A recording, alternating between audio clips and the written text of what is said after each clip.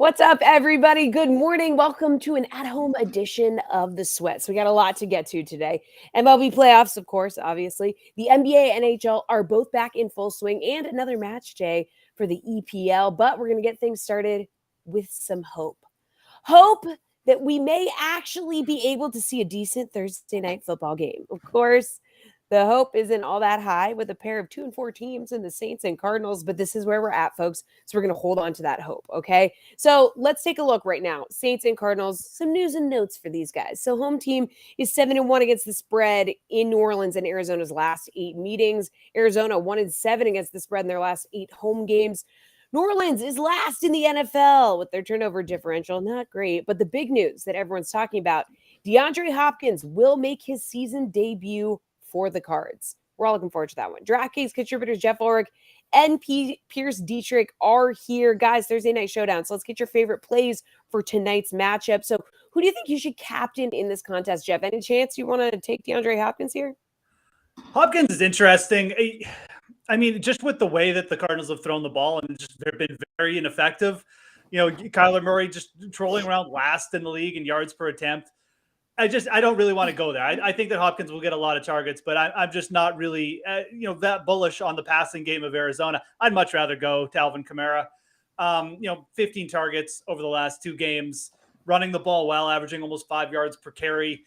I can sit here and tell you that Vance Joseph is probably, it's a pretty good run defense over there, but they also allowed Kenneth Walker to go ham last week. And realistically, Kamara is just going to kill you in different ways here. If Vance Joseph wants to blitz 50% of the time, he's going to beat you in the passing game. We've been really unlucky not to get a Kamara touchdown the last couple of weeks. He also ended at 99 yards. I could have really used that extra bonus last week, by the way, Alvin. Thank you for that. But I think this is probably the breakout spot. Again, Saints on the road, banged up a wide receiver. They got to go to their man here. I also think the Saints win this game. So I'm extra bullish on Kamara. 15-9, that's where I would go. All right, Pierce, who do you want in your captain spot? Well, I agree. Hopkins is a great spot, but I just don't see him going downfield and getting these big, giant plays, a lot of short passes. I don't know if that's truly going to work. Kamara should be an awesome play. He's matching up against a defense that allows a lot of underneath routes to running backs out of the backfield. But Jameis Winston doesn't throw to his running backs. Dalton will throw to him if he plays, but if it's Jameis, I don't know if Kamara's going to get the targets that he deserves or needs. But I know who will get the targets, and that's going to be Chris Olave. He is back from concussion. He's been amazing this season, 42 targets, clear front runner for Rookie of the Year. He's averaging almost 86 yards per game, 6 receptions per game. PFF has him as a top 10 receiver this year. And the thing that I really like is the fact that they are going to be underdogs. He is the wide receiver number 1. He should get a lot of volume. Winston will probably turn the ball over, be in catch-up mode, passing a lot, and Olave is going to be that guy. I think Hopkins is safer, but if we're looking for big plays, big chunk plays, and touchdowns, Olave is going to be at the top of the chart. All right, Pierce, when you're looking at this board, where's the value in this game? I'm going to kind of stay with that same theme. I expect the Saints to be trailing and in catch-up mode. And the reason why they're going to be in catch-up mode is because Jameis Winston loves to throw interceptions. That means I can roster Winston, I can roster Olave, but I also want to take the Cardinals defense. Jeff mentioned that the Cardinals love to blitz. They're blitzing a lot. They're rushing quarterbacks. They're getting pressure. And you put those things on Jameis Winston, and he's going to throw interceptions. It's what he does. And when Jameis Winston throws interceptions, they're typically pick sixes. And if you can get one of those, then you've got to have the Cardinals defense in your lineup. I just like the way that it sets up. You can also get some sacks. The Cardinals defense hasn't been great, but they've been good. And we know that Winston just has the propensity to turn the ball over, playing from behind. They're going to be passing. Give me the Cards D to save some money. All right, where are you going to save your money here, Jeff? Yeah, the news sounds like it's going to be Andy Dalton, but realistically, everything that Pierce said about Winston probably applies to Andy Dalton. If you're going on the Cardinals, I do think their defense, like a Cardinal stack, makes sense. But I already said I kind of like the Saints.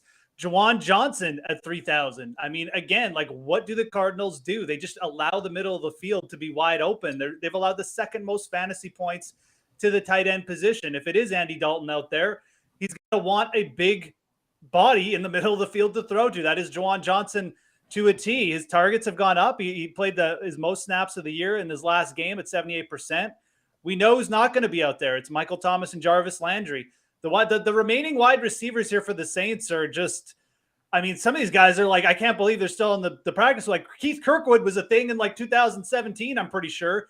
He might be out there as the wide receiver 3. There's just really no one to rely on the outside. And if it is Andy Dalton over Jameis Winston, I mean, again, like I don't want Andy Dalton having to throw to the sticks on the outside to these wide receivers. We don't know. We want them over the middle, easy passes to a big target. Juwan Johnson, 3K against the weak defense, the covering tight ends. Anyways, I love it.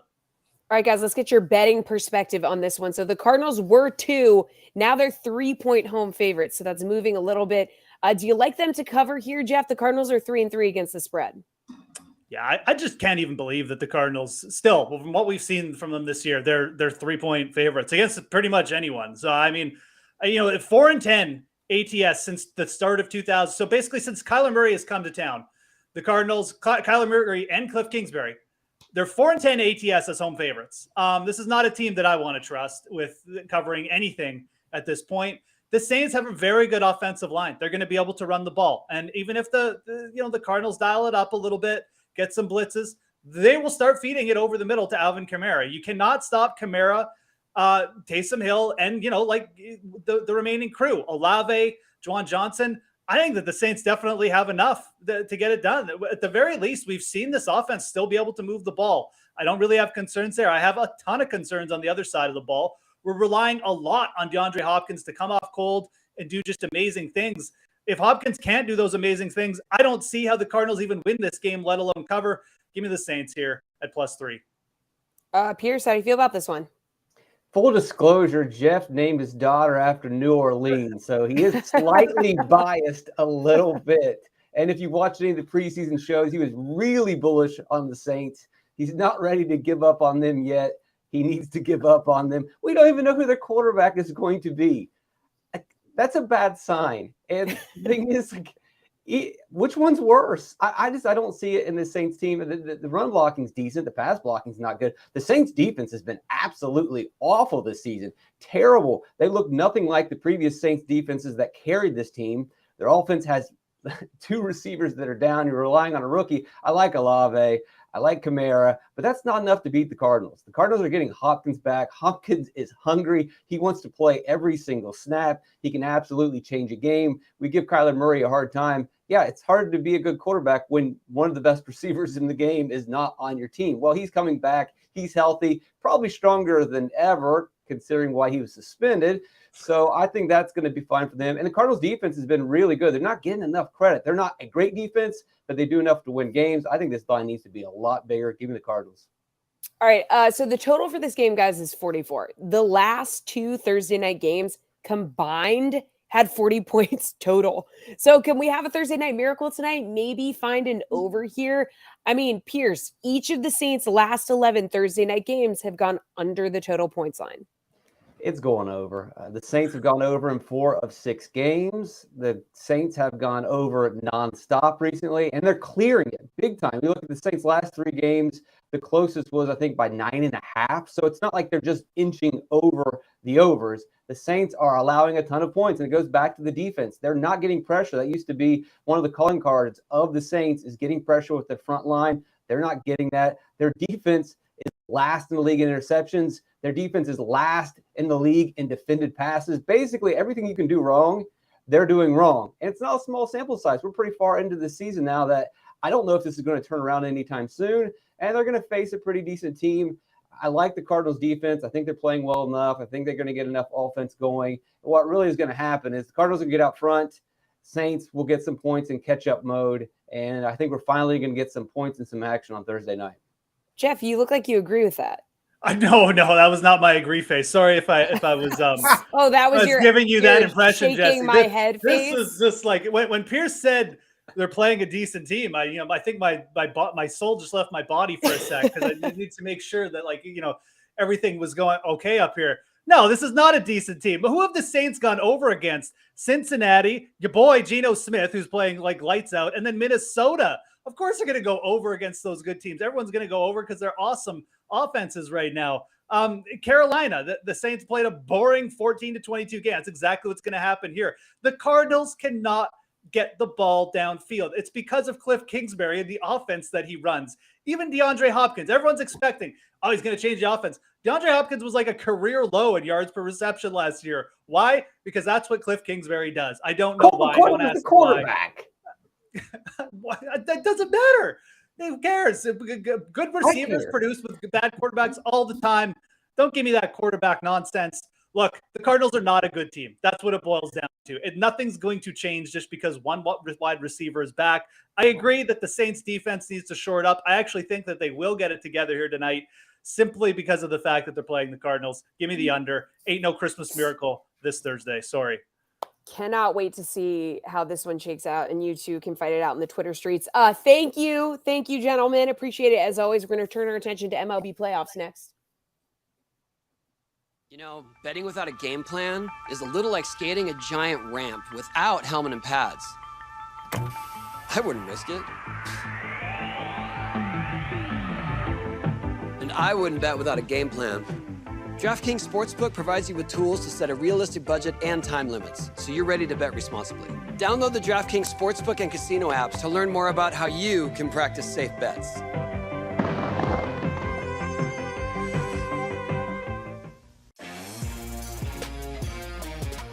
October baseball is all about wild cards and wild wins, because with DraftKings stepped up same game parlays, you can boost your winnings up to 100% for each additional leg. DraftKings, I think I love you.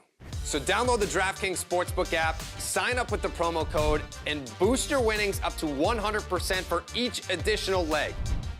Action's so good, why bet MLB anywhere else? Everyone loves an underdog story. You know why? Because it fills you with hope, makes you believe, right? Hold on now. Did you say any team? So now I can bet the overdog for underdog odds? Team Overdog, where you at?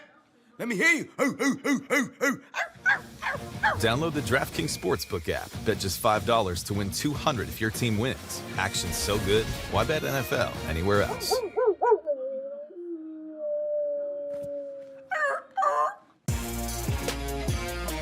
Get that Game 7 excitement any day of the NBA season with DraftKings Daily Fantasy Sports. DraftKings is giving out $1 million in free prizes to celebrate the start of the season. Everyone plays for free, no deposit required. Every bucket, block, and board gets you closer to winning big. Open the DraftKings Daily Fantasy app, draft your lineup, and enter the NBA Free Contest Series for a shot to win big prizes. NBA action's so good, why play anywhere else? Yeah. All right, baseball playoffs are underway, and DraftKings contributors Steve Buchanan and Gary Thorne are here to give us a betting and DFS perspective on these games. So, guys, we had game 2 of the NLCS yesterday between the Phillies and Padres, 1-1 now. What do we learn about these two teams? Steve, is there like a series bet you can take advantage of after game 2? I don't mind taking the Padres to win this series here. I mean, it's down to minus 115. It was minus 120 when this series first started, but I think we needed to see that from the Padres yesterday, because I feel like everybody's been talking about how good the Phillies are, how hot they are. They have all the momentum right now.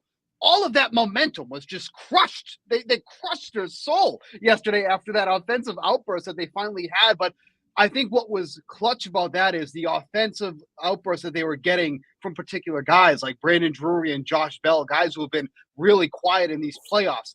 If those guys are starting to hit, along with Juan Soto, Manny Machado, then that's the lineup you need to worry about. And that's kind of where I've been all throughout these playoffs here. I feel like everybody's just undervaluing these Padres offense and all. You look at that lineup 1 through 9. Trent Grisham's been hitting. Everybody can crush that ball there. So if this is where it really starts for the Padres and this is where they start getting hot, they're probably going to be one of the toughest teams to beat of the teams remaining. Gary, what'd you think after 2 games? Any series bet that stood out to you? I mean, Steve and I, as we often are in lockstep here. You know, it's kind of weird to say that the Phillies are at a disadvantage leaving San Diego with the series tied 1-1. But I was never looking at this series in terms of home and away splits. It is Zach Wheeler and Aaron Nola starts versus not Zach Wheeler and Aaron Nola starts, because the Phillies are at such a massive disadvantage when one of those two guys isn't taking the mound. And I think any Phillies fan in the world would have taken up 1-0 in the series, up 4-0 in the game with Aaron Nola taking the bump for the second inning.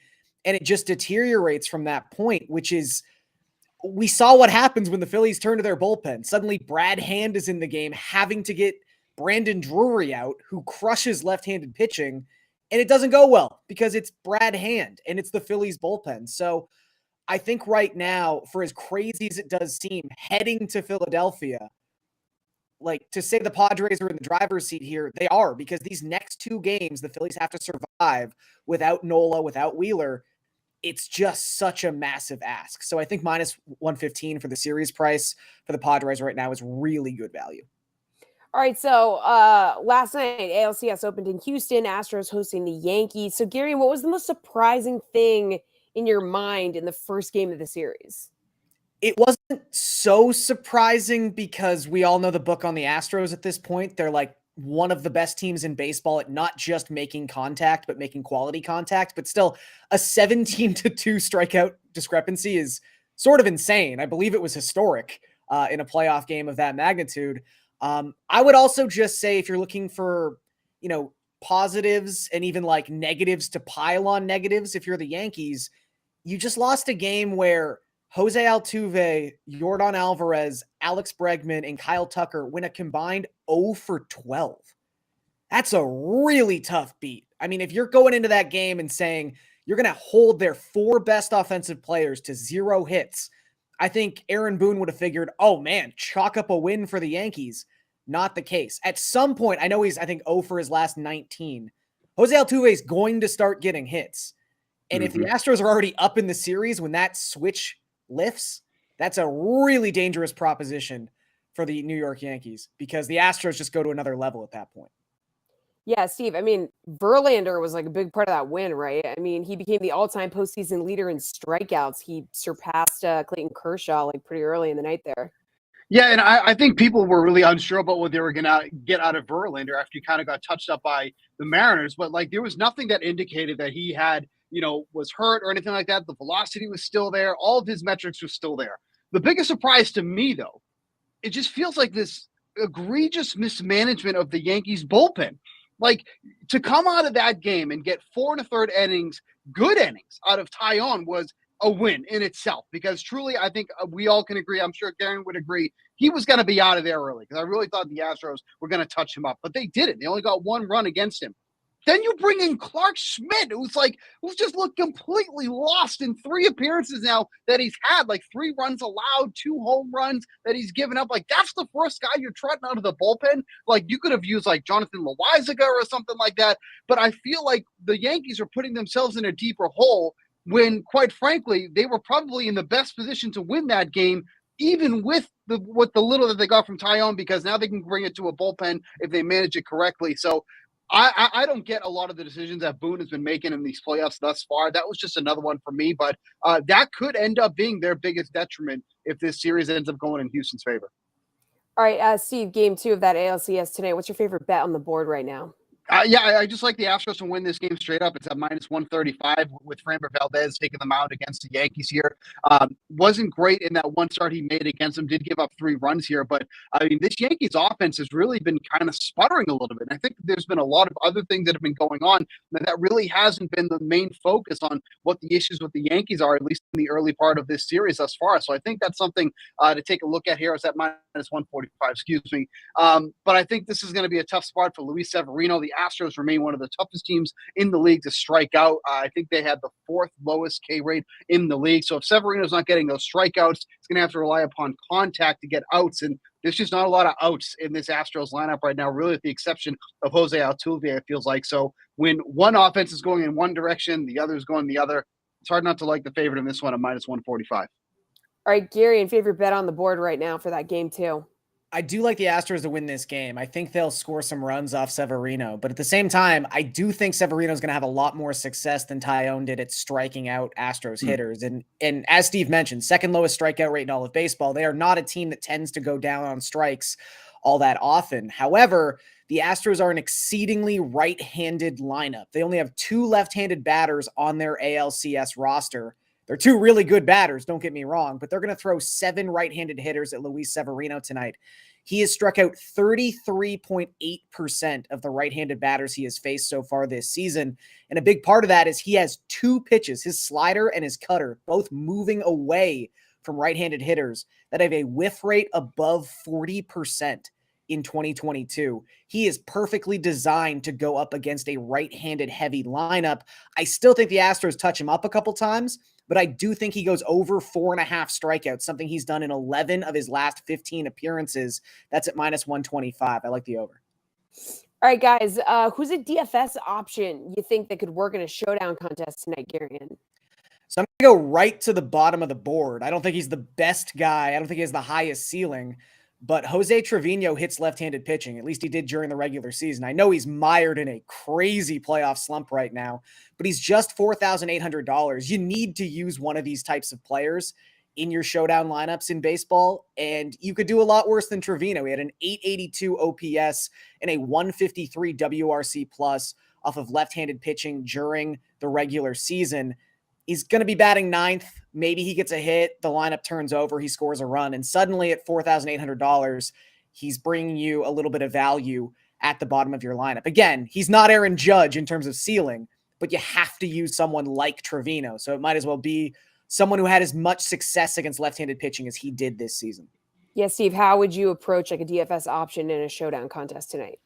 Yeah, Jeremy Pena is just so grossly underpriced for where he hits in the lineup and how he has been hitting during this postseason that it's really hard to ignore him here. $7,200 here tonight. Somebody who has an extra base hit in 3 straight postseason games now. Hits righties better at home than he does on the road. 339 WOBA, 123 WRC plus, and a 192 isolated power. Like I mentioned, hitting second here right after Altuve. At this point, like, I would not be shocked if we maybe see Pena hitting at the top of that lineup if they do move Altuve down, because he's still in that horrific slump that he's been in. But regardless, if he's hitting second, 7,200, 10,800 as a captain. I think he's a good captain pick that you can do here tonight. But for the role that he has, the spot in the lineup, it's just way too cheap. And then a little bit cheaper too, just want to mention real quick, Harrison Bader, 4 home runs now this postseason. He has been arguably the Yankees' best hitter at this point. Would love to see him move up in the lineup, but that's another option you can look at as well.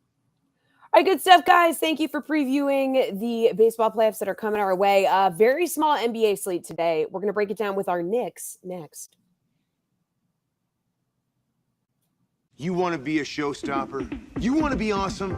Then you'll want to have a game plan. Whether you're a champion or a bettor, you got to be responsible. Have a realistic budget?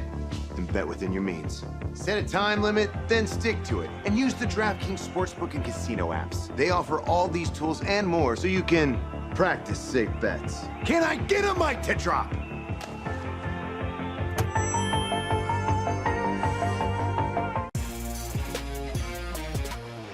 It's the biggest postseason ever. So DraftKings Sportsbook wants you to win big too. New customers bet just $5 to win $200 in free bets if your team wins. More teams, more games, and a November World Series? Huge. Just download the DraftKings Sportsbook app, sign up with the promo code, and bet $5 to win $200 if your team wins. Action's so good, why bet MLB anywhere else? Hold up. DraftKings, you're telling me that you're boosting same-game parlays? Well, that's big time. Actually, big is big enough. We're going to need a new word. Jumbo-munganous. No, tremendous. Gargantuloso. Ah, see? The pink duck gets it. DraftKings stepped up same-game parlays. Boost your winnings up to 100% for our biggest payouts ever. Action's so good, why bet NFL anywhere else? What'd you say, Carl? In 2019, DraftKings and the Larry Fitzgerald Foundation launched the Pinkham program, which has raised over $300,000 to support breast cancer research. Thank you to everyone who has participated in this cause that is dear to my heart, and to DraftKings for pledging to raise another $100,000 this football season for Breast Cancer Awareness Month in October. Visit DraftKings.com/surge to enter weekly Pinkham pools all October. I cannot believe there was an all-hands meeting. All right, guys, welcome back to the Sweat. We have a very small NBA slate tonight. I'm talking 2 games. All right, DraftKings contributor Nick Fryer and RotoWire's Nick Whalen are here. 2 Knicks, 2 games, here to talk about the slate. Guys, we had almost like an NBA overload yesterday, right? We had 24 teams in action, so I guess the association needs a break. Like I said, only 4 teams hitting the court tonight as the Bucks travel to Philly to take on the 76ers, and then we have the Battle of LA, Lakers and Clippers facing off. So let's start with the early game in Philly. Sixers dropped their opener on the road in Boston, and this is Milwaukee's first regular season game. So despite the loss, Joel Embiid and company are 4-point home favorites. Nick Fryer in the DraftKings offices. Do you have a take on this one? What do we think? Yeah, so as much as I didn't like the Sixers too much in their opener, still was a little uneasy either way to back either them or the Celtics in that game. I feel a little bit better about backing the Sixers tonight as favorites, even though this wasn't a spot they did well last season. Because the big reason is the Bucks also struggled as road dogs, and of course they don't have Chris Middleton tonight. And you look back to that early portion of the season last year when they didn't have Middleton, they were 3-5 against the spread. I know one of those times they covered was when Joel was against the Sixers, but Joel Embiid was not in the game for that contest. And you look at the numbers that he put up over the course of last season against the Bucks when they played them. It's I know the Celtics held him down a little bit, but I think he's up for a big night tonight. All right, Whalen, who do you have in this one? Yeah, I feel about the same way. I think the Bucks are going to feel the absence of Chris Middleton here, and they're basically running it back with the same team as last season. And not only do you not have Chris Middleton, but you don't have the guy who would likely start, in his place in Pat Connaughton, who also suffered an injury this past week. So you're down two of your probably top 5 or 6 guys in this game. We're going to see probably more Wes Matthews than we should. We're going to see more George Hill than we should. Jordan Nwora is going to be in the mix here. In a lot of ways, I think Milwaukee did well to basically return last year's team. I don't think there was any reason to panic despite losing to Boston. I think they win that series if Middleton is healthy. But, this is a team that is older, doesn't have a ton of depth right now. Their splashiest offseason addition, Joe Ingles, probably won't even play until February. And most importantly, this is a team that doesn't really care about the regular season all that much. They're in title or bust mode right now with this core. So I think for Philly, this is a pretty good bounce back spot at home. All right, speaking of bouncing back, Lakers looking to bounce back from an opening night loss to the defending champ Warriors, take some of their frustrations out on their crosstown rivals, the Clippers. To do so, they'll have to upset the Clippers, who are favored by 5. Can the Lakers take care of business in a home game, Nick Whalen? No, they cannot. Ooh. No, they cannot. I don't know how much of that opener you watched against the Warriors, Jesse. It was ugly. And I don't think Golden State really took that game seriously until the third quarter. And once they did, we kind of saw the difference between those two teams. I mean, the depth on this Lakers team, or the lack thereof, is appalling. It looks like a G League team beyond the top 3 or 4 guys. They're incredibly dependent on players who should be playing like 12 to 15 minutes, not 25 to 30 minutes. And the crazy thing is, Russell Westbrook wasn't even that much of a liability in this game. He had one of his best games ever, I thought, in a Lakers uniform, and they were still nowhere close to competing with the Warriors. So this always seems to happen to the Lakers. They get a tough early schedule. They play these marquee games. I think they get blown out tonight. They're playing maybe the 2 best teams in the Western Conference to begin the season. I think it's another really tough spot for the Lakers, and we're going to come out of this once again alarmed at this supporting cast around LeBron and AD. All right, Fryer, do you agree Lakers do not have a chance here? Yeah, no, not at all. I mean, and you got the claw back tonight too. I mean, we always, Kawhi is the ultimate load management guy. He did a whole year of load management in preparation for this game, so he is more than well rested. And I mean, we talk about Nick's totally right about how bad this lineup is for the Lakers. But I mean, I can't help but starting to wonder. LeBron's putting up all these numbers, but if he's not getting his guys to win, at some point, has he actually lost his fastball completely? Is he gone from throwing 97 to touching 90 every other day? And then Anthony Davis too. I mean, in my mind now has to be the most overhyped superstar of our generation because he goes and plays with LeBron. I know they won the bubble, but and I don't discount that as much as most people. But what's happened with those two now since then, it's been extremely disappointing. All right, guys, do either of these game totals interest you? What do you think, Nick F? Yeah, so I do like the over in the Milwaukee-Philadelphia game. I know it was all about the under in the that Philly game, the opener. But my big thing is, one of them, of course, is James Harden. We saw that he's back in some capacity. I know he's going to be squaring off against Drew Holiday tonight, and that's going to be tough. But they've got other guys on that lineup that can score. Of course, Tyrese Maxey, Tobias Harris as well. And then I mentioned Joel Embiid earlier. He put up 42 against the Bucks last season, and then 29 in another game as well. So I don't necessarily expect the 42. But I don't expect a tough scoring night for him at all. And without Middleton too, as much as he's not a good man-to-man defender, he's a good team defender. So that's going to be a huge loss for the Bucks tonight. All right, Nick Whalen, either of these game totals spark any interest for you? I'm looking at the under in Lakers Clippers. I don't know that the Lakers are going to shoot any better than they did on opening night. I think they were 10 of 40 from 3-point range, but this is a team that is, for whatever reason, comprised of non-shooters. Even though putting 4 shooters around LeBron James was basically a free trip to the finals for 10 straight years, they've decided to zag and instead surround LeBron with a bunch of bad role players. So I think the Lakers are going to struggle to score. I think the Clippers are going to be a really, really good defensive team. So to me, it's just a matter of how many points that the Clippers score. This could be one where it's like, I don't know, like 130 to 110, something like that. But I could also see it being a little bit lower scoring, try to slow the game down. So between the two games, I do like the under on 225.5 in Clippers Lakers. All right, finally, let's get your favorite DFS pick of the day on this very small 2-game slate. So Nick W., where are you going? Well, I went with Tobias Harris the other night. It paid off. I think he had like 32, 33 DraftKings points on opening night. He's once again a little bit underpriced to me. He's at 5,500 on this 2-game slate. I always love sliding Tobias Harris into a DFS lineup or grabbing him on a season-long team. He's never exciting. Sometimes it feels like a little bit of a letdown, but he has a really, really high floor. He plays a ton of minutes. He kind of does everything. So I'll be sliding him into some lineups. And other than that, Tyrese Maxey, I think he's a deal as well. 5,200 for a guy who has considerably more upside, I think, game to game than Tobias Harris. And, we saw James Harden go off on opening night, but Tyrese Maxey looked really, really good as well. And Harden's not going to be that ball dominant every single night. So I think this is a good spot for both of those Sixers. All right, Nick F., favorite DFS pick of the day.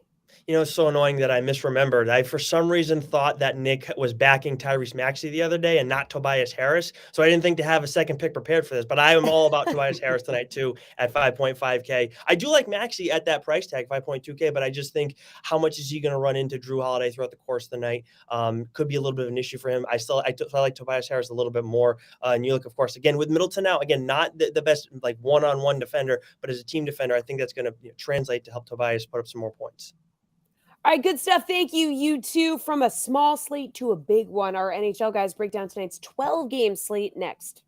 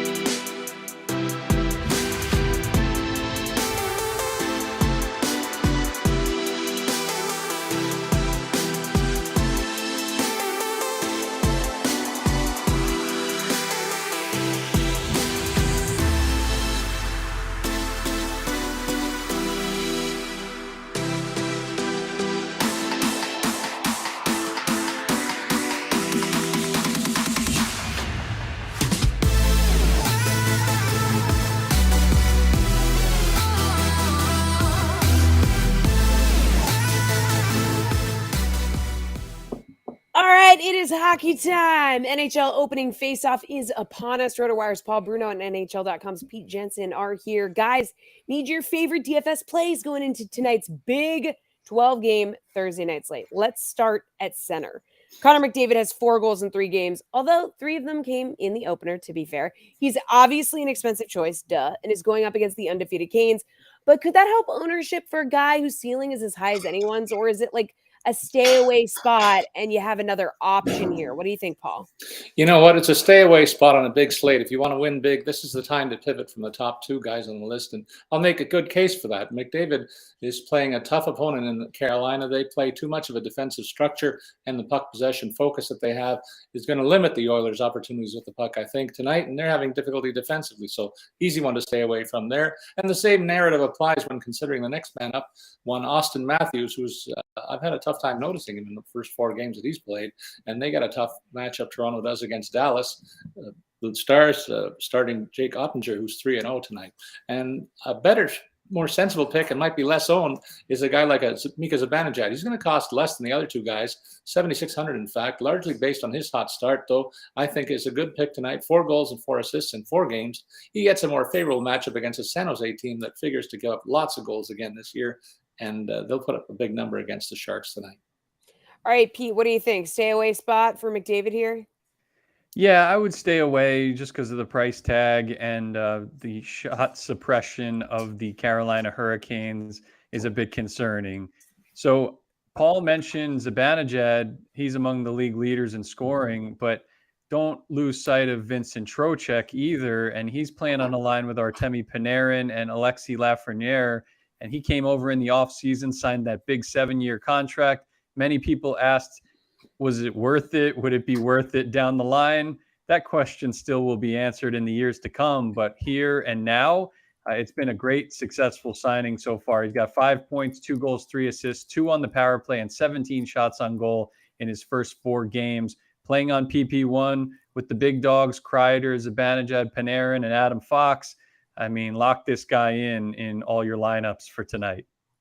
All right, well, we have a ton of wingers on the board tonight who are off to hot starts. Guy you just mentioned, Artemi Panarin of the Rangers, 10 points in 4 games. David Pastrnak hasn't missed a beat for Boston. Kirill Kaprizov coming off a 2-goal effort against the defending Cup champs. So, Pete, who are you going to slot into the wing in your DFS lineup tonight? So this is a fun time of year in DFS because there are a lot of early season surprises that could stick, and then maybe the prices don't reflect such players being in elite company. One guy that's jumping out to me, Jake Debrusk from the Boston Bruins, 5 points, 12 shots in his first 3 games. He's playing a lot with Patrice Bergeron this season, and also with either Taylor Hall or David Pastrnak. There has been a little line shuffling. I like the matchup against the Anaheim Ducks. The Ducks have been reeling this season. They're scoring some goals, but they're giving up even more. They've allowed 21 goals in 4 games, tied for the most in the NHL. So I'm worried about the Ducks, their ability or lack thereof to hang around. And then this Boston Bruins offense looks deep. So, yeah, I think it's a good opportunity to ride the hot hand with DeBrusk and then spread your lineup around accordingly with some value and also some expensive players. All right, Paul, who are you slotting into the wing in your DFS lineup tonight? Jesse, if I'm going to pay up, it'll be for a guy who's producing and has a good matchup, and that's the guy close to home for the Bostonians in your audience. David Pastrnak at $8,600 makes too much sense in a match where the Ducks come calling. He's got the hot start with 8 points through 4 games, and I really like his chance of padding those numbers against a very poor-looking team, in my opinion. I'm also a little surprised that another top shooter is only costing $6,900. That's Philip Forsberg, for a matchup against Columbus Club that's vulnerable defensively too. Forsberg, don't forget, is coming off a 42-goal season last year. He only played 69 games, and he's got 2 and 5 so far. This looks like such a great spot for him to add to those totals, don't you think? We'll just see. We'll see, Paul. Well, with 12 games, though, guys, plenty of choices on the blue line tonight. Paul, which defender, though, is just like jumping off the board to you? Well, I look at the high end of the board. I don't like to go all the way to the top most nights, but I'll go 8th on the list for Adam Fox in his matchup with the Sharks. That Pete and I think, are on the same page. This looks like a chance for a Rangers stack, even in my opinion. He'll get his usual top pairing and power play minutes in this tasty matchup, and I expect a lopsided win for the Broadway Blues. Also, I like the Golden Knights catching the Jets on the second of back-to-backs, which means David Riddick will likely start in goal to rest Hellebuck. That gives me incentive to use Shea Theodore, who will anchor the Knights' power play and play upwards of 20 minutes in this one. He costs $5,800 tonight. Pete, what do you think? Do you want to pay up a little bit, go higher up on the board for a guy on the blue line? That's not usually my strategy in my mock lineups. I like to look for category coverage in the middle range. He might be a little more pricey than he was at the start of the season, but I like Darnell Nurse. And I know we were talking about how we would fade McDavid, but McDavid and Draisaitl are always playing at even strength with Nurse.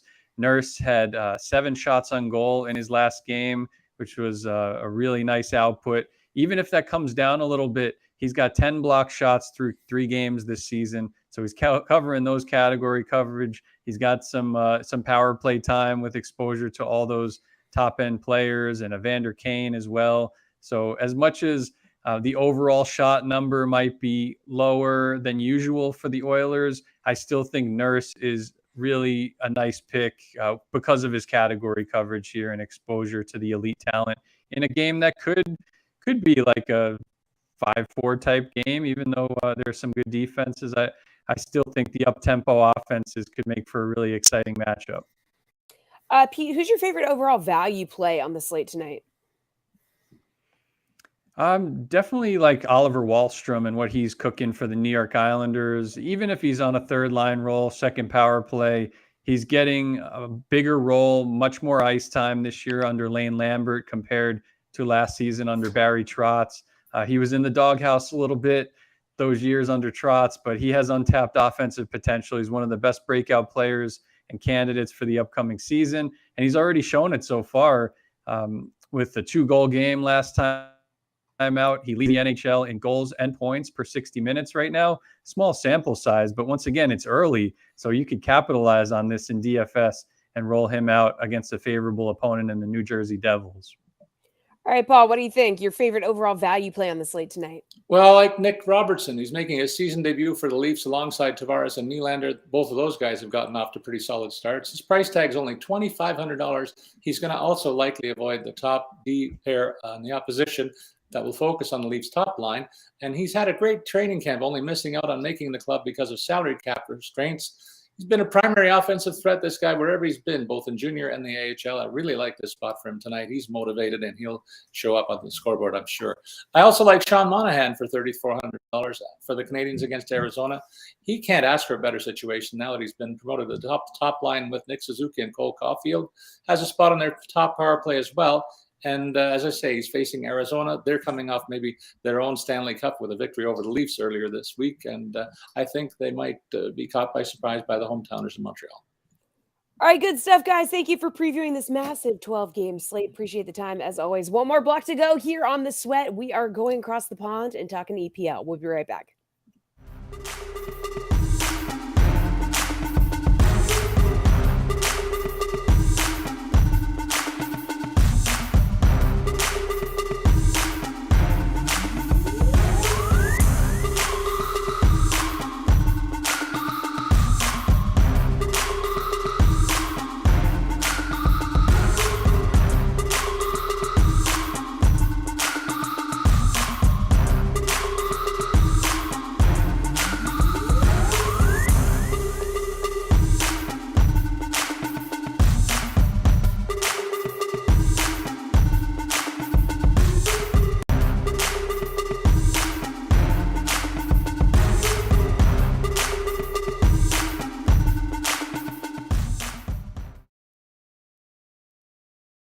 DK Nation's Chinmay Vaidya and RotoWire's AJ Schulz. Fellas, EPA Match Day 13 time. We're getting a DFS and Sportsbook preview of this week's EPL slate. So we had... okay. I got a cold, guys. We had Match Day 12 on Wednesday, so we had a couple more games happening this morning. So let's focus on a new slate of games this weekend. Chelsea, Man United on Saturday. Seems like a good place to start here. Chelsea coming in as minus 105 favorites. Do you agree with that, Chinmay? Yeah, so this line is actually now up to plus 115 for Chelsea straight up, and I'll gladly take that. I think Chelsea are the better team. Man United have a little bit of drama with Cristiano Ronaldo walking off the pitch in the midweek game before the final whistle blew, and So there might be some internal conflict there. And I like Chelsea in this one, but the last 4 matches in this series have been draws. So you can go draw no bet really for either side. Chelsea minus 185, United plus 150. I wouldn't mind either of those if you feel like United have a good shot in this. But I think I would go, if I wanted a best bet in this one, I would go Chelsea straight up on the money line plus 115. AJ, how do you feel about that? Yeah, I mean, it certainly makes sense, but I think this money line really just speaks to the home side. I mean, 115 is not so much of an edge that you'd be expecting a big game here. So honestly, for me, I really like the draw as the best option here. Plus 245, it's really good value that you're getting out of that. If you want to pick a team, if draw is just not your thing, right? Like it's not sexy to pick the draw. So I would go with Chinmay and go with Chelsea if you're going to back one team or the other. But really, I expect a draw in this one, 1-1, 2-2, something like that. All right, AJ, if your Everton squad is going to make up some ground, they could do themselves a favor by gaining some points on Crystal Palace this weekend. What's the strategy for this matchup? Well, from a strictly Everton point of view, the strategy is just to score a freaking goal. I mean, that's the strategy for the team. Betting wise, I think I would be probably too fan biased to actually suggest taking the Toffees on the money line here at plus 160, though that's probably what I'm going to be doing personally. It might be going a bit against the grain after I just said that Everton's attack isn't really there.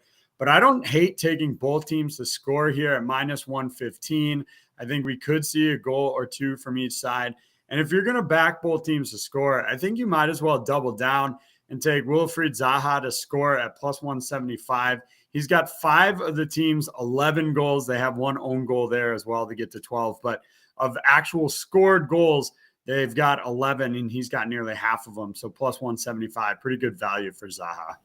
Chinmay, how do you feel about this matchup? What's your strategy here?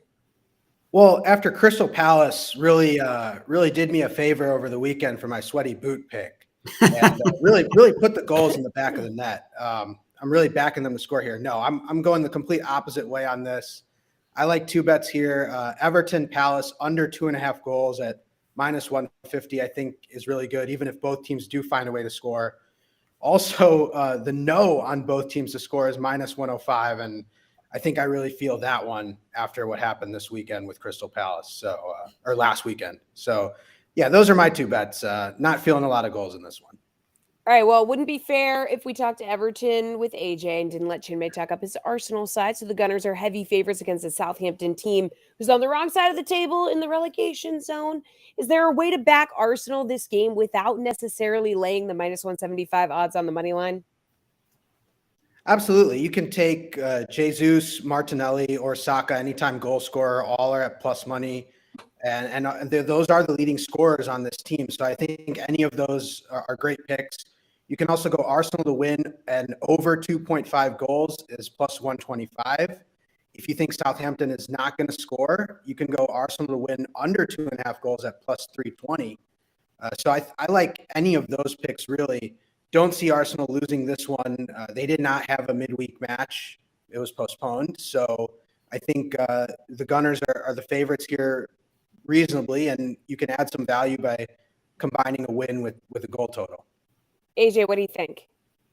Yeah, that's exactly where I'm headed. I don't love the one under that Chinmay threw out there just because I think Arsenal's going to rack up plenty of goals on their own. I don't think you need a goal from the other side. Look, the safe bet here is probably Arsenal to win and over 1.5 goals. It's only minus 120. So you're really not giving up a lot of juice for what seems like a pretty solid eventuality.